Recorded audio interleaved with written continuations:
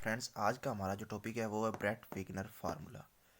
तो ये फिजिक्स का एक बहुत ही इम्पोर्टेंट टॉपिक है। तो ये एज अ लॉन्ग भी आ जाता है, बहुत ही इम्पोर्टेंट लॉन्ग क्वेश्चन है, पेपर्स में आया भी हुआ है। आज मैं आपको बताऊंगा कि आपने इसको किस तरह से पेपर में लिखना है। ए टू जी सारे जो कंप्लीट नोट्स हैं इसके आपको इसी लेक्चर में प्रोवाइड किए जाएंगे। और यहाँ पर आपको यूनिवर्सिटीज़ के पास्ट पेपर्स भी प्रोवाइड किए जाते हैं और उनकी प्रिपरेशन का तरीका भी बताया जाता है। तो चलते हैं फिर टॉपिक की तरफ आज के। ब्रेट विग्नर फार्मूला, ये जो हमारे पास फार्मूला होता है, formula which relates the cross section of a particular nuclear reaction, जो कि पर्टिकुलर न्यूक्लियर रिएक्शन से रिलेट करता है with the energy of the incident particle, और उनकी एनर्जी इंसिडेंट पार्टिकल के साथ भी, इंसिडेंट पार्टिकल की जो एनर्जी होती है उसके साथ भी, according to Bohr's compound nucleus theory. जो बोर की कंपाउंड न्यूक्लियर थ्योरी है उसके मुताबिक हमारे पास जो रिएक्टेंट्स है वो मिलकर हमारे पास बन जाते हैं, डॉटर न्यूक्लियस में कन्वर्ट हो जाते हैं, और जो डॉटर न्यूक्लियस है वो हमारे पास प्रोडक्ट में कन्वर्ट हो जाते हैं।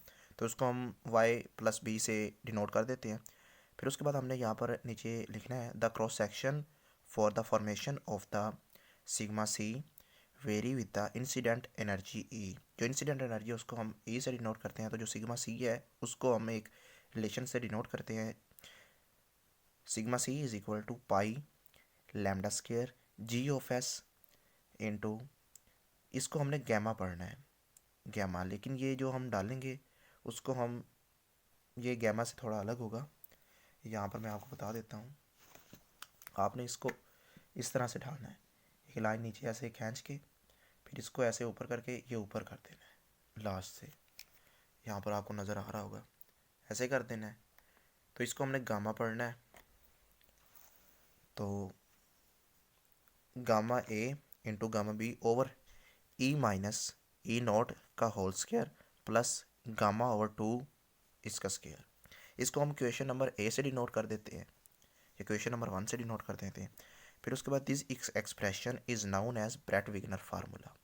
अगर आपको शॉर्ट क्वेश्चन आता है 2 नंबर का, तो आपने ब्रेट विग्नर फार्मूला जो है वो यहाँ से लेकर यहाँ तक लिखना है। फिर उसके बाद अगर आपको लॉन्ग क्वेश्चन आ जाता है पेपर में, तो आपने उसके बाद जो है नेक्स्ट स्टार्ट करना है। यहाँ पर आपने बताना है कि आपने जो फार्मूला में यूज़ किए हैं वो क्या है। हमारे पास जो गैमा है वो टोटल लेवल विड्थ है, गैमा ए जो है partial level width for incident particle है, जो जी ऑफ एस है वो स्टैटिस्टिकल स्पिन फैक्टर है। जी ऑफ एस को हम इस इक्वेशन से डिनोट करते हैं, जी ऑफ एस को आपको यहाँ पर नज़र आ रहा होगा, हम इस इक्वेशन से शो डिनोट करते हैं 2 × IC+1 over 2IA+1 into 2IX+1। यहाँ पर जो IC, IA और IX है ये हमारे पास हैं spin angular momentum of compound nucleus. ये जो यहाँ पर CN है हमारे पास ये कंपाउंड न्यूक्लियस है, और ये जो IA है वो spin angular momentum of incident particle है, IX जो है वो spin angular momentum of target particle है हमारे पास। तो फिर यहाँ पर हम आगे लिखेंगे consider the location sigma C is equal to sigma ए व बी गैमा और गैमा बी। यहाँ पर हमारे पास जो सिग्मा सी है is the cross section for the formation of the compound nucleus in a collision between the incident particle of target nucleus. मतलब कि जो हमारे पास सिग्मा सी है वो हमारे पास क्रॉस सेक्शन है for the formation of the compound nucleus in a collision, collision में between the incident particle and the target nucleus और इंसिडेंट पार्टिकल के दरमियान। अब हमारे पास यहाँ पर हम एक हेडिंग देंगे रिलेटिव प्रोबेबिलिटी ऑफ एमिशन। यहाँ पर आप ऐड कर लें एमिशन ऑफ बी, यहाँ पर आगे ब्रैकेट में लिख लें आप लाइक गैमा रेज, इसको आप हेडिंग दे दें बतौर। और यहाँ पर आप बता दें ये जो गैमा है आपके पास, ये यहाँ पर हमारे पास टोटल लेवल विड्थ है, ये LW के मुराद से है टोटल लेवल विड्थ, और जो गैमा बी है वो हमारे पास पार्शियल लेवल विड्थ है फॉर इमिटिंग पार्टिकल। जो हमने पहले पढ़ा था, जो गैमा ए पढ़ा था वो हमारे पास था partial level width for incident particle, ये यहाँ पर आप देख सकते हैं। तो अब हमारे पास जो सिग्मा सी है उसका जो हमारे पास फार्मूला है सिग्मा ए व बी गामा और गामा बी है। तो इसमें से अगर हम जो है सिग्मा ए व सिग्मा बी को फाइंड करें तो हम इसको उधर ले जाएंगे, जो गामा बी है partial level width, total level width जो है उसके ऊपर है वो इधर आके डिवाइड हो जाएगी, और ये जो पार्शियल लेवल विड्थ है गामा बी वो उधर मल्टीप्लाई में आ जाएगा इधर आकर, और ये हमारे पास इसकी वैल्यू ये निकल आएगी। अब हमारे पास जो सिग्मा सी है इसकी वैल्यू हमने इक्वेशन नंबर 1 में पहले डिनोट की हुई है, ये हमारे पास वैल्यू है, इसको हम इधर पुट कर देंगे from equation number 1 putting value sigma C की, इसकी में वैल्यू ये गामा से गामा कट जाएगा, और जो हमारे पास आ जाएगा सिग्मा ए व बी की वैल्यू हमारे पास ये आएगी, इसको हम इक्वेशन नंबर 2 से डिनोट कर देंगे यहाँ पर। अब इसके बाद हम नेक्स्ट चलते हैं। अब जो हमारे पास इक्वेशन नंबर 2 आई है वो अब हम यहाँ पर नीचे लाइन लिखेंगे, above equation is the Breit Wigner formula for single resonance. अगर आपको क्वेश्चन आता है ब्रैड विगनर फार्मूला लिखें फॉर सिंगल रेजोनेंस, तब आपने यहाँ तक लिख देना है। ये भी आपको शॉर्ट तो नहीं आएगा, ये लॉन्ग ही आएगा वहाँ से। तो उसके बाद यहाँ पर आपने यहाँ तक करना है वो जो इक्वेशन है। उसके बाद इक्वेशन नंबर 2 में कंटेन सर्टन 3 पार्ट्स। जो इक्वेशन नंबर 2 है उसके 3 पार्ट्स हैं हमारे पास। आगे नेक्स्ट जो फर्स्ट पार्ट है the first factor is a measure of probability of the forming compound nucleus and according to the wave mechanics is partial proportional to the lambda square। जो equation है उसमें से आपको वाज़ेह नज़र आ रहा है कि वो जो कह रहे हैं कि ये जो है ना सिग्मा ए व बी वो प्रोपोर्शनल है लैम्डा स्केयर के। एक तो ये है फर्स्ट फैक्टर उसका। दूसरा जो उसका फैक्टर है the second factor is 1/e minus E naught का स्केयर प्लस गैमा स्केयर और 4 is the mathematical expression for the resonance property and is called resonance factor। अगर आपको एक अलग शॉर्ट क्वेश्चन आता है रेजोनेंस फैक्टर क्या होता है तो आपने ये वाला यहाँ से लेकर यहाँ तक लिख देना है। जो थर्ड फैक्टर है हमारे पास इसका the third factor is the probability for definite types of disintegration of the compound nucleus and the expressed by partial width. जो हमारे पार्शियल विड्थ थी वो गैमा ए व gamma B for a spinless particle g s is equal to 1।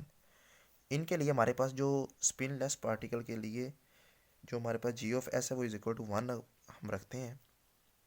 तो उसमें अगर हम फार्मूले में g of s is equal to 1 रखें तो हमारे पास ये बच जाएगा। तो जब हम g of s is equal to 1 put करेंगे तो हमारे पास जो है sigma C is equal to pi lambda squared gamma A व गैमा ओवर ई माइनस ई नॉट ये बच जाएगा। तो इसमें अगर हम देखें तो आगे हमने जो वैल्यू निकाली है इसमें उसमें से हमने सिग्मा ए व बी की वैल्यू निकाली है। ये देखें ना एक्सप्रेस्ड बाय पार्शियल विड्थ, इनमें हमने एक्सप्रेस करना है इसकी वैल्यू को। तो इसमें जब हम एक्सप्रेस करेंगे हमने पीछे फार्मूला पढ़ा है ये वाला, आपको मैं दिखा देता हूँ। ये वाला जो फार्मूला हमने पढ़ा है इसको मैं आपको बताता हूँ कि आपकी ये वाली जो वैल्यू है ये वाली वैल्यू कैसे निकलेगी। ये वाली वैल्यू अभी मैं आपको बताता हूँ। ये देखें ज़रा आप, ये यहाँ पर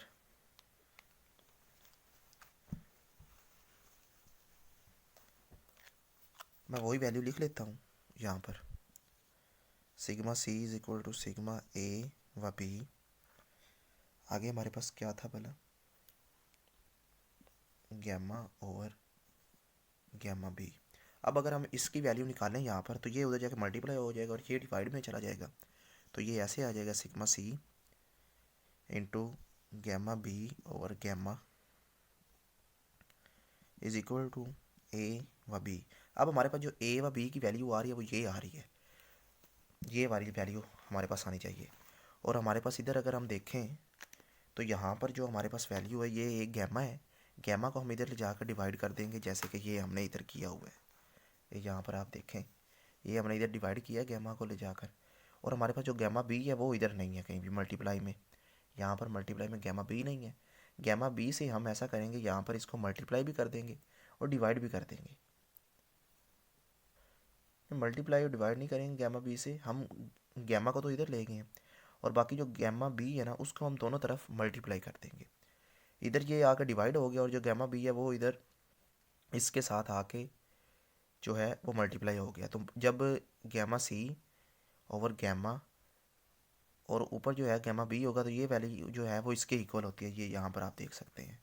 तो इसकी जगह पे हमने ये लिख दिया, ये मल्टीप्लाई किया था, ये ऐसे ही आ गया एज इट इज़। और बाकी जो वैल्यू ये स्केयर है जो है ना, जो इसको हमने ओपन कर दिया, ये 2 4 हो गया। तो भाई ये वैल्यू आएगी इसकी। यही था हमारा आज का टॉपिक।